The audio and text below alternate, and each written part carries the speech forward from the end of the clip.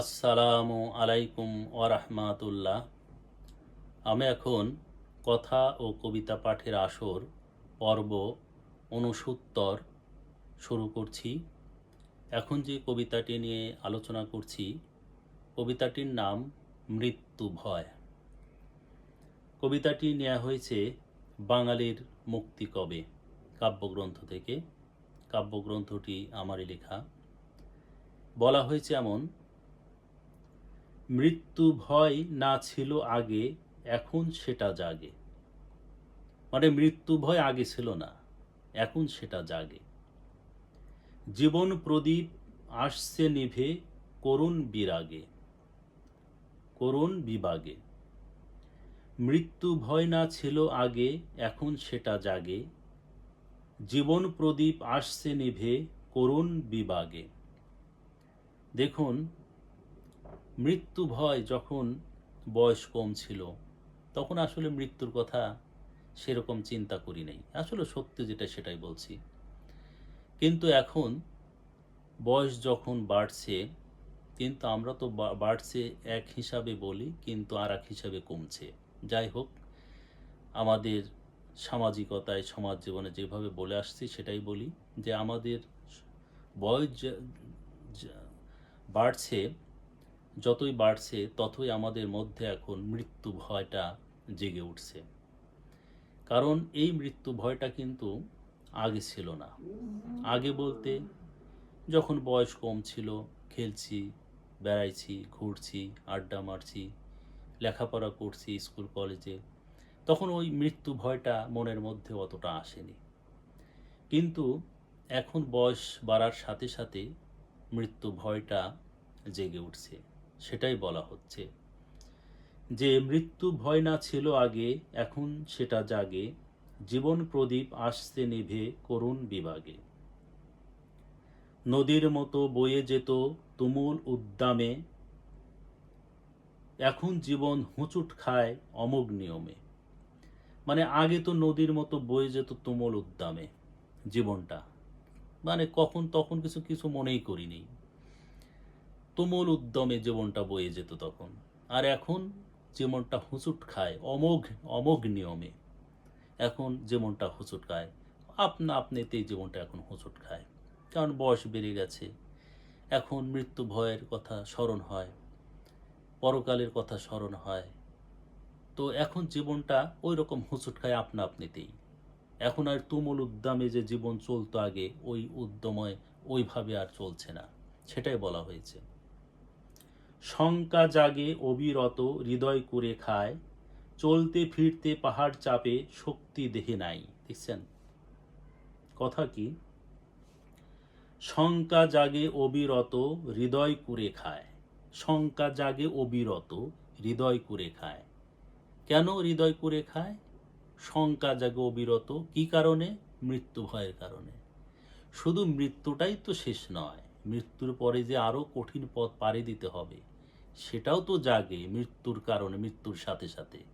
এই জন্যই শঙ্কা জাগে, শঙ্কা জাগে অবিরত হৃদয় কুরে খায়, মানে হৃদয় কুরে খায়। চলতে ফিরতে পাহাড় চাপে শক্তি দেহে নাই, মানে চলতে ফিরতে জন্য মাথার উপর পাহাড় চাপে, শক্তি দেহে নাই। এখন তার আগের মতো শক্তি নাই, ওটাই বলা হচ্ছে। ভোগ বিলাসে ধরণীতে দিলাম জীবন কেটে, আজরাইল যে কখন হাঁকে ধরবে কিসে কি যে এঁটে। দেখছেন, ভোগবিলাসে ধরণীতে দিলাম জীবন কেটে, মানে ভোগবিলাস করে এই ধরণীতে জীবন কেটে দিলাম, কিন্তু আজরাইল এসে যে কখন যে ধরে এঁটে কল্পনা করতে পারছি না। আজরাইল যে এসে কখন ধরে এঁটে সেটা কল্পনা করতে পারছি না। কোন পরাণে চাবো ক্ষমা মৃত্যুর যন্ত্রণা, বৃথাই গেল সময় আমার এখন দেয় হানা। মানে বলা হয়েছে কোন পরাণে চাবো ক্ষমা মৃত্যুর যন্ত্রণা, মানে যে আল্লাহর যে বিধান, যে নিয়ম, সেই নিয়মে আমরা অতটা চলতে পারিনি। তাই বলছে কোন নিয়মে, কোন পরাণে চাবো ক্ষমা। আল্লাহর কাছে কোন পরাণে চাবো ক্ষমা? লজ্জাও তো করে ক্ষমা চাইতে, যে কারণ আল্লাহর বিধান ঠিকমতো মেনে চলিনি। এই জন্য বলছে কোন পরাণে চাবো ক্ষমা, মৃত্যুর যন্ত্রণা, এদিক মৃত্যুর যন্ত্রণা আছে, বৃথাই গেল সময় আমার এখন দেয় হানা। অথচ বৃথা সময় কিন্তু বৃথা অবহেলায় কাটাইছি, কিন্তু এখন হানা দিচ্ছে আমাকে, ওইটা জাগ্রত করছে এখন, যে যে যে অপচয় দিনগুলি চলে গেছে, সময় অপচয় করছি, আল্লাহর বিধান ঠিকমতো মানতে পারিনি, এইটি হানা দিচ্ছে মনে। আর আল্লাহর কাছে যে ক্ষমা চাইবো, কোন পরাণে চাইবো, মানে একটা খুব লজ্জা পাচ্ছি, সেটাই বলা হচ্ছে। মৃত্যু ঘটবে সত্য বটে, বিন্দু শঙ্কা নাই, মৃত্যুর কষ্ট থেকে আমায় এখন কে বাঁচায়। দেখছেন, মৃত্যু ঘটবে সত্য বটে, বিন্দু শঙ্কা নাই, কারণ মৃত্যু যে ঘটবে এটা তো সত্য, বিন্দু শঙ্কা নাই, মৃত্যু তো ঘটবেই। মৃত্যুর কষ্ট থেকে আমায় এখন কে বাঁচায়, কারণ এখন আমার মৃত্যুর কষ্ট থেকে কে বাঁচাবে, এক আল্লাহ ছাড়া। আর এতদিন তো পার করে আসছি, বুঝিনি, অবহেলায় কাটিয়েছি দিন। সহজ বিষয় হয় না সহজ, যদি হয় পাপী, শেষ বিকেলে সময় শেষ, বিফল অনুতাপী।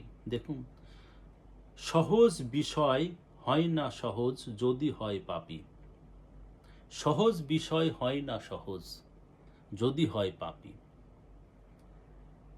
শেষ বিচারে শেষ বিকেলে সময় শেষ, বিফল অনুতাপে। কারণ শেষ বিকেলে সময় শেষ, এখন তো বেলা শেষ, আমাদের পরন্ত বেলা এসে ঠেকেছি, জীবনের শেষ প্রান্তে এসে ঠেকেছি, তার মানে শেষ বিকেলে এসে ঠেকেছি। তো এখন শেষ বিকেলে সময় নাই, এখন আর সময় নাই, বিফল অনুতাপী। ওই যে এখন অনুতাপ, মনের ভিতর অনুতাপ, হ্যাঁ অনুতাপ জাগছে, যে সারা জীবন অবহেলায় কেটেছি, কেটেছি, ঠিক মতো আল্লাহর বিধান মানিনি, কিন্তু এখন মৃত্যুর যন্ত্রণা যে কি, এই যন্ত্রণার ভয়তে আতঙ্ক আমি, কিন্তু মৃত্যু তো বটেই, হবেই। তো এই জন্যে আমাদেরকে মৃত্যু ভয়, কবিতাটির নাম মৃত্যু ভয়। তো আমাদের সময় থাকতেই আল্লাহর বিধান মেনে চলতে হবে, আল্লাহর কাজ করতে হবে। আমরা যে কাজই করি, ব্যবসা বাণিজ্য চাকরিজীবী যাই করি, তার পাশাপাশি আল্লাহর বিধান মেনে চলতে হবে, এটাই নিয়ম। আলোচনাটি এখানেই শেষ করছি। আসসালামু আলাইকুম ওয়া রাহমাতুল্লাহ।